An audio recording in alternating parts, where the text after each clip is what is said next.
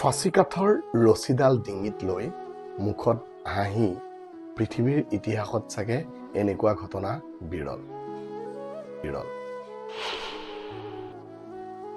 এইজনেই সেইজন হামজা বেণ্ডেলাছ যিজনে 217টা বেংকৰ পৰা 40,000 কোটি টকা হেক কৰে আৰু সেইখিনি টকা আফ্ৰিকা আৰু সোমালিয়াত অনাহাৰে মৰি যোৱাৰ উপক্ৰম হৈ থকা মানুহৰ মাজত বিলাই দিয়ে।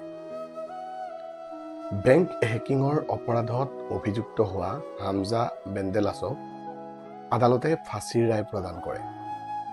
আদালতত তেওঁৰ স্বীকাৰোক্তি স্পষ্ট আছিল।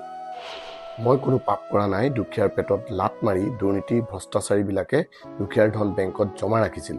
মই কেৱল দুখীয়াৰ ধন দুখীয়ালৈ বিলাই দিছো, এইটো মোৰ কোনো পাপ নহয় বুলি মন্তব্য কৰিছিল হামজা বেণ্ডেলাছ, যিয়ে শিকাই থৈ গ'ল 100 বছৰ মেকুৰীৰ দৰে জীয়াই থকাতকৈ এবছৰ বাঘৰ দৰে জীয়াই থকাই উত্তম।